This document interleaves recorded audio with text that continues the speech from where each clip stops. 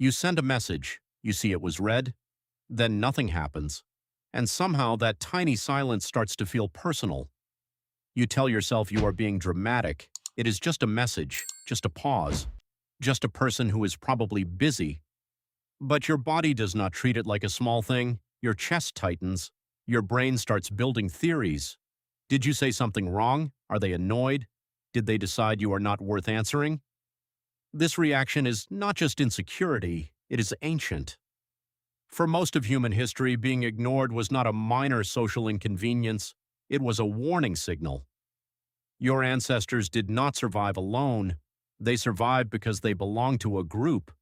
A tribe meant food, protection, warmth, information, and someone watching your back when the dark started moving. So when the group stopped responding to you, that silence mattered. It could mean you were losing status. It could mean you had broken a rule. It could mean the people you depended on were beginning to push you out. And being pushed out was not emotionally painful because ancient humans were sensitive. It was painful because it was dangerous. This is why your nervous system still reacts when someone does not answer. Your modern brain sees a text bubble, but an older part of your brain sees a possible fracture in the tribe. What if the silence means you are not safe? In the 1990s, the psychologist Kip Williams began studying ostracism, which means being excluded or ignored by others. One of his most famous experiments used a simple game called cyberball. Participants believed they were playing catch online with other people. At first, the ball came to them, then suddenly the other players stopped throwing it. Nothing dramatic happened, no insults, no threats, just exclusion. And that was enough. People felt hurt, invisible, angry, and less meaningful after only a few minutes. Even when participants were later told the other players were controlled by a computer, the pain still appeared. Your brain only needs the pattern. You are included, then you are not, and something inside you goes on alert.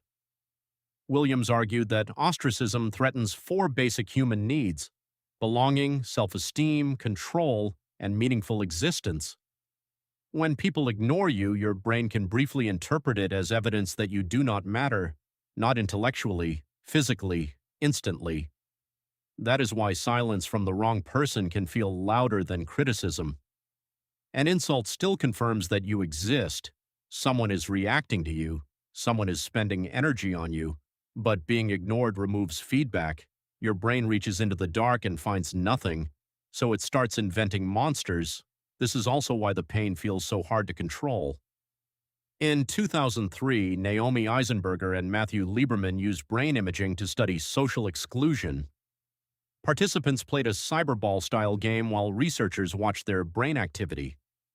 When they were excluded, areas linked with the distress of physical pain became more active, especially the dorsal anterior cingulate cortex. That is a long name, but the idea is simple.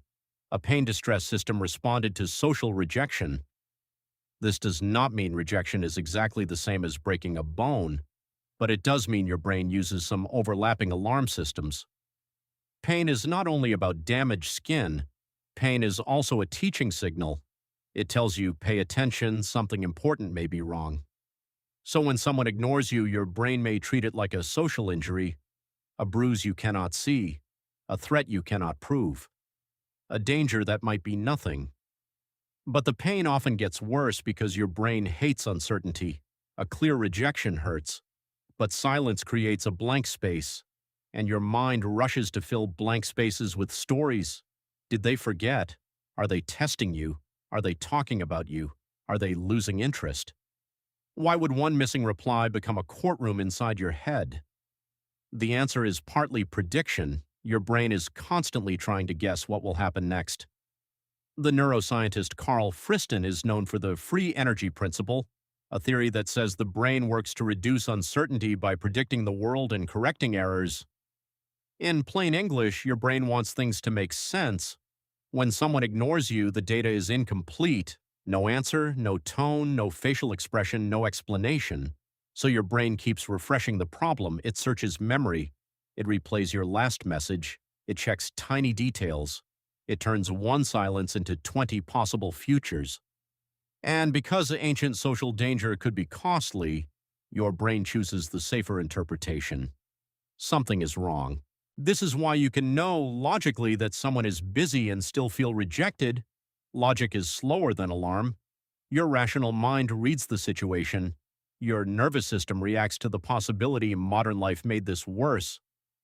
For your ancestors, being ignored happened in a visible social world. You could see faces. You could hear tone. You could notice whether someone was tired, angry, distracted, or busy.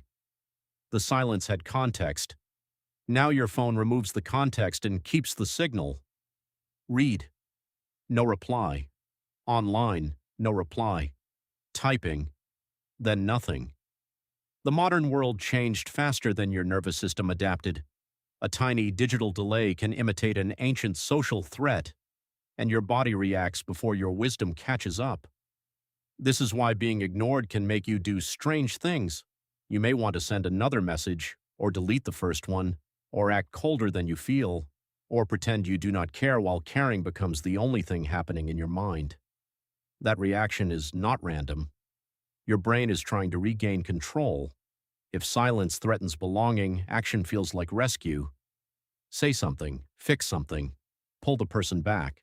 Protect your status before the tribe closes the circle without you. Sometimes the silence is not a verdict. Sometimes it is just a delay. Sometimes it is another person inside their own storm. Sometimes it has nothing to do with your worth. And this is the counterintuitive part. Your pain can be real even when your interpretation is wrong. Real pain does not always mean real danger. A smoke alarm can scream because of a fire. It can also scream because someone burned toast. Your brain is trying to protect you, but protection is not the same as accuracy. The psychologist John Bowlby, known for attachment theory, argued that humans seek closeness with important others when safety feels uncertain.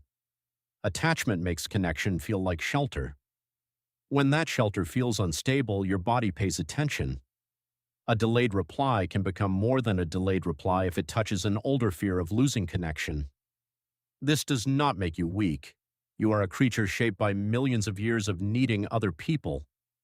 The next time someone ignores you, your brain may still react, your chest may still tighten, your thoughts may still sprint toward the worst story, but you can understand what is happening. An ancient alarm hears silence and calls it danger. Maybe there is a problem, maybe there is not.